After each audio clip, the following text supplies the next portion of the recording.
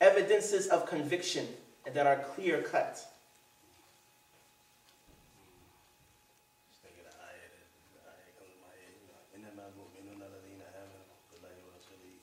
Lam yartabu. Allahu Akbar. Nah.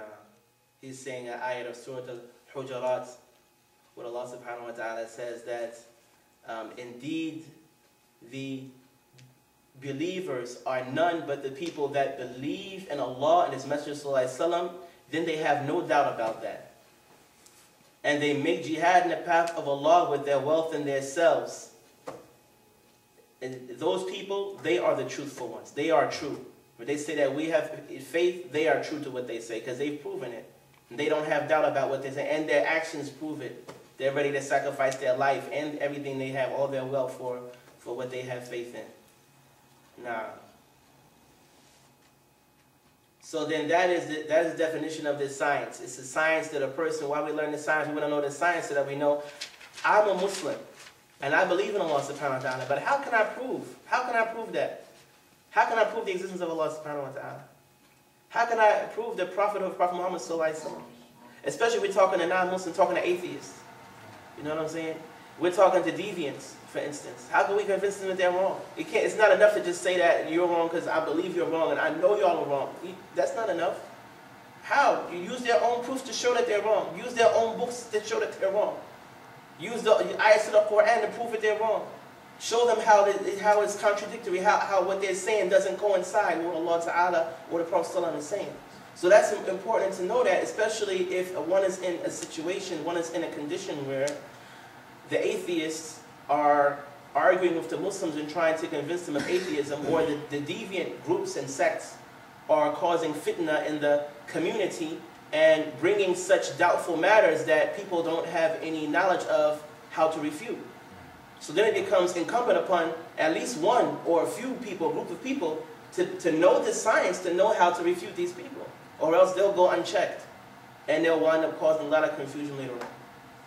Which, hate to say, kind of already happened. But inshallah we'll continue. Na'am, wa mawdu'uhu, the topic, the subject matter of the science is, there's different scholars have said different things about this. Some say it is ma'lumuna, it is what we know. Meaning the topic that we're dealing with this science on is what we know. Some others say that it is the wujud, the existence itself. The existence, the whole existence, whether that existence is a necessary existence or it is a possible existence, meaning necessary being Allah and His qualities. That's necessary. There's no doubt that Allah Ta'ala must exist and the qualities that exist with Allah must exist. But other things that Allah Ta'ala created, so then those things may or may not exist. Allah might create them if He wills. If He wills, He won't create them. If Allah wants to guide somebody, He'll guide them. If He doesn't want to guide them, He won't guide them. So those things are based on the will of Allah subhanahu wa ta'ala. It can be either way. Have a child if Allah wills. If Allah don't will, He won't ever have a child. So a person is looking at the existence itself and categorizing the existence into necessary, possible, and impossible. That there are some things that are impossible, it can never happen, like Allah Ta'ala having a son, or having a partner, or dying, or not existing, or these are all impossibilities. So we're dealing with the existence itself. You see? So another science may deal, for instance, with tafsir. Tafsir is with the Quran. You know what I'm saying? That's the subject matter, is a Quran. That's the topic, is the Quran itself. When this ayat came down, the circumstances of why it came down, the meanings, the possible meanings in grammar and the Arabic language of the words in the ayat and such. You know what I'm saying? But when you're talking about ilm at-tawheed, we're talking about the whole existence. We're talking about everything. And then we're classifying the existence into categories, things that must exist, that may exist, that can never exist. So the topic could be the existence, like I said, that's one definition. One definition is what we know, or what our knowledge, what we can understand with our knowledge. And then the definition that's given here, however, is Dhatullah, the self of Allah, the essence of Allah. من حيث ما يجب له وما يستحيل عليه وما يجوز في حقه. I'm going to translate all this, inshallah. وذات الرسل صلوات الله تبارك وتعالى وسلامه عليهم أجمعين كذلك والممكنات من حيث إنه يتوصل به إلى وجود صانعه والسمعيات من حيث اعتقادها. So the topic here then in this definition given in this book is Allah Ta'ala's essence as it pertains to what is necessary for Allah Ta'ala's essence and what is impossible for Allah Ta'ala's essence, and what is possible or probable concerning Allah Ta'ala's essence.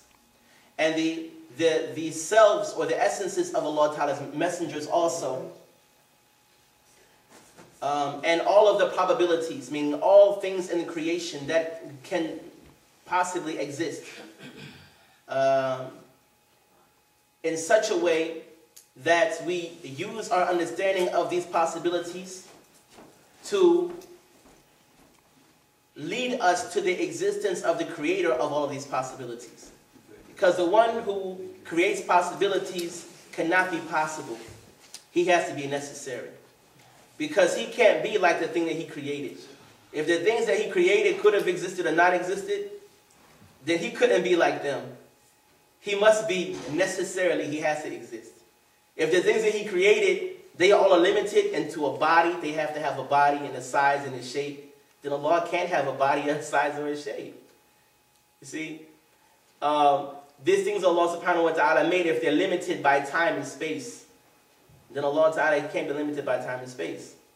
These are things these are the qualities of things Allah tabaraka wa ta'ala created, and Allah ta'ala must necessarily be dissimilar to his creation. He can't resemble the things that he created. Or else one could say then if this thing is like Allah, then this thing needed someone to create it. So then Allah could need someone to create him. See? If all these things, if they have a commonality, Allah Ta'ala has this in common with that, even when we say existence, that these things exist and Allah Ta'ala exists, the existence is not the same. It's the same word, but the existence is a possible existence for the things Allah created, and Allah Ta'ala's existence is necessary. So even existence is not, we're using the same words here, but even in that, there's a difference. You see what I'm saying? So now you want to say something, Akhi? I would say that's interesting because I saw one time a debate between a Muslim and an atheist.